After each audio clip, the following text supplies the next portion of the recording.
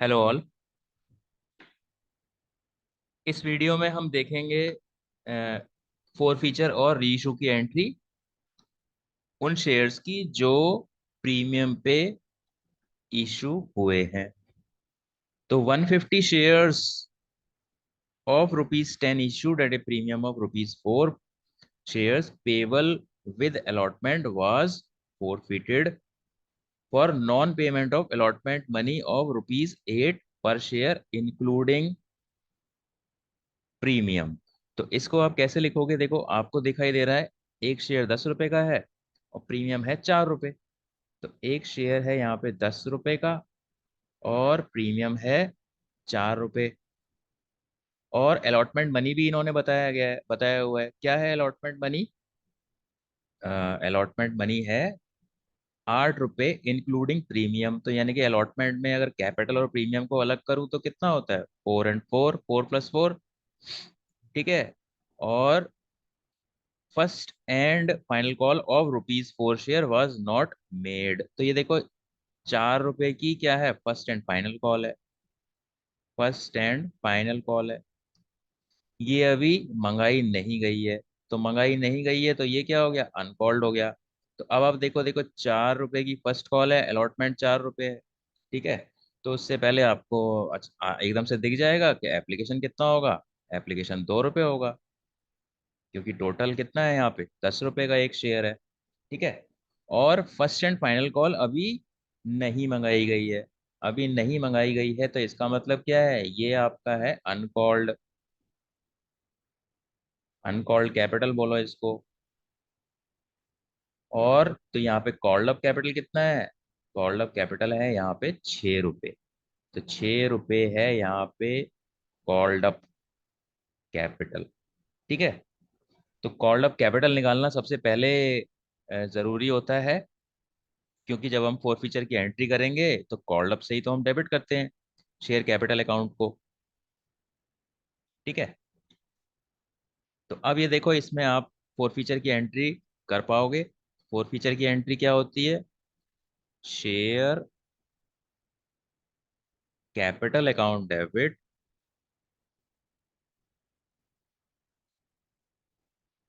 कितने शेयर आप फॉरफिट कर रहे हो? 150 शेयर फॉरफिट कर रहे हो।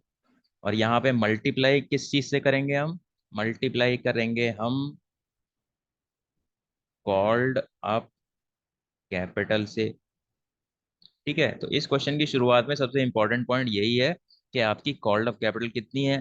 तो कॉल्ड कैपिटल यहाँ पे कितनी है? यहाँ पे 6 रुपए है। यहाँ पे है कॉल्ड अप कैपिटल 6 रुपए।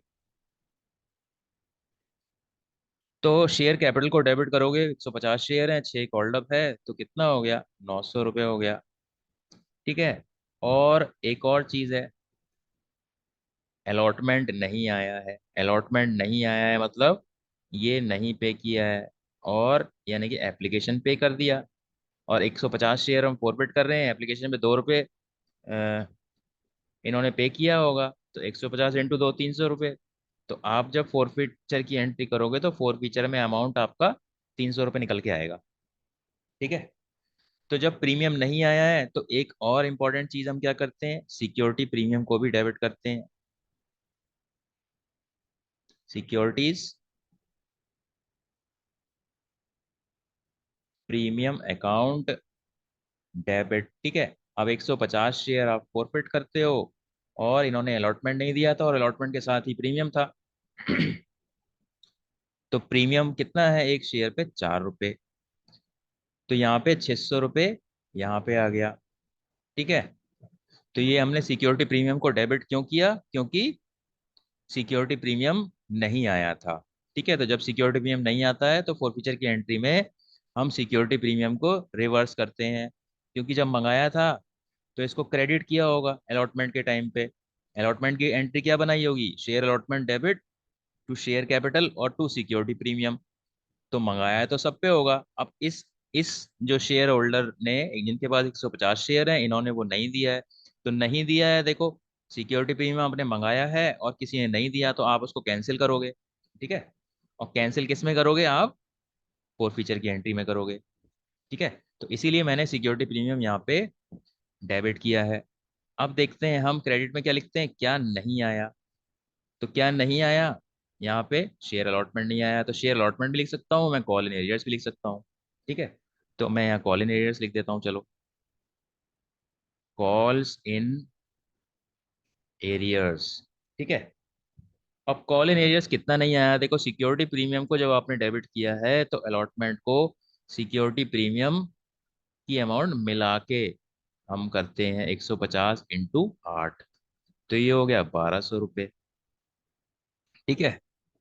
तो यहाँ पे इंपॉर्टेंट एक और चीज ध्यान देने वाली क्या है, जब सिक्योरिटी प्रीमियम को डेबिट किया है फोर्थ फीचर की एंट्री में, तो जब शेयर अलॉटमेंट को क्रेडिट करते हैं तो 8 रुपये से क्रेडिट करेंगे, ना कि 4 से। ठीक है, क्योंकि 8 रुपये में प्रीमियम भी शामिल है। अब जो बचा हुआ है क्या करोगे आप, उसको फॉरफिट कर लोगे। तो शेयर फॉरफिटेड अकाउंट, तो डेबिट का टोटल होता है 1500, क्रेडिट 1200, तो 300 रुपये आपने फॉरफिट कर लिए। और मैंने अभी आपको क्या बताया था, 300 रुपये ही तो फॉरफिट होंगे, क्योंकि 300 रुपये ही तो उन्होंने पे किए हैं अभी तक। ठीक है, तो ये चीज़ आपको क्लियर हो गई, क्रॉस चेक हो गया कि जितना पे किया है उतना ही फॉरफिट होता है। फिर हमारी दूसरी एंट्री क्या होगी, री इशू की होगी। दूसरी एंट्री आपकी री इशू की होगी, फॉरफिटेड शेयर्स वर री इशूड एट ₹15 पर शेयर फुल्ली पेड अप। तो मैंने बोला था कि जहाँ पे 15 पर शेयर वगैरह लिखा रहता है तो वो बैंक में जाता है अमाउंट, और जहाँ फुल्ली पेड अप का मतलब क्या है, शेयर कैपिटल को पूरे अमाउंट से हमको क्रेडिट करना है। तो दूसरी एंट्री क्या हो जाएगी, बैंक अकाउंट डेबिट। ठीक है, the forfeited shares were reissued, इसका मतलब क्या है कि जितने शेयर्स फॉरफिट किए हैं वो सारे के सारे आप री इशू कर रहे हो। तो 150 शेयर मैं री इशू कर रहा हूँ। बैंक में कितना आएगा पर शेयर, जहाँ लिखा हुआ है 15 रुपीज। ठीक है, तो 150 इंटू 15 कितना होता है, 2250। ठीक है, तो बैंक में ये आ गया, और उसके बाद शेयर कैपिटल में फुल्ली पेड अप है। तो फुल्ली पेड अप का मतलब क्या है, शेयर कैपिटल की पूरी अमाउंट जाएगी, और शेयर कैपिटल कितनी है, एक शेयर 10 रुपए का है, तो ये 1500 आ गया यहाँ पे। अब देखो यहाँ तो लॉस हुआ नहीं है। ठीक है, लॉस हुआ नहीं है तो इसका मतलब क्या है कि 10 रुपए कैपिटल में डाल रहे हो और 15 रुपए में बेच दिया वो शेयर फॉरफिट करके। इसका मतलब क्या है, आपने जब रीशू किया तो प्रीमियम पे ही रीशू कर दिया। ठीक है, तो यहाँ पे क्रेडिट में आएगी कितनी, 750 रुपीज। और ये क्या है, टू सिक्योरिटीज प्रीमियम अकाउंट। यानी कि इसमें क्या है, आपने शेयर फॉरफिट किया, उसको डिस्काउंट पे रीइशू नहीं किया, उसको जब दोबारा रीइशू किया तो भी प्रीमियम पे आपने रीइशू कर दिया। ठीक है, अब इसमें फायदा क्या हुआ, इसमें फायदा ये हुआ कि जितना भी इसका शेयर फॉरफिटेड अमाउंट बनता है वो सारा का सारा आपका कैपिटल प्रॉफिट हो गया। ठीक है, तो कैपिटल रिजर्व में क्या अमाउंट जाएगा, सारा का सारा जितना भी आपने फॉरफिट किया है, क्योंकि रीइशू में वो यूज ही नहीं हुआ। क्यों नहीं हुआ यूज, क्योंकि रीइशू भी आपने प्रीमियम पे ही कर दिए। तो कैपिटल रिजर्व की एंट्री क्या होगी, share forfeited account debit to capital reserve account.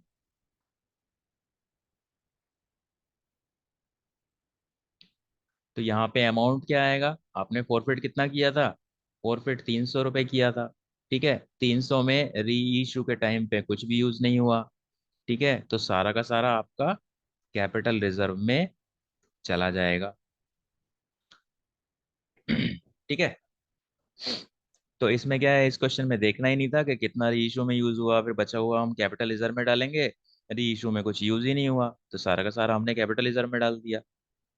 और कैपिटल रिजर्व को आप बैलेंस शीट में कहाँ दिखाते हो, आपका एक हेडिंग होता है share holders fund.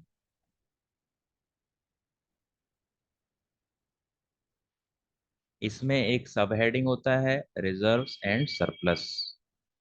Reserves and surplus. ठीक है। तो रिजर्व्स एंड सरप्लस का जब बैलेंस शीट में आप बनाओगे, रिजर्व एंड सरप्लस में क्या है, आप नोट 1 या 2 डाल दोगे।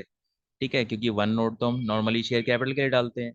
तो जब रिजर्व एंड सरप्लस में 2 नोट डाल दोगे, फिर नोट्स टू अकाउंट में आप 2 लिख के वहां पे क्या लिख दोगे, यहाँ पे 2 चीजें आएंगी, एक तो सिक्योरिटीज प्रीमियम आएगा,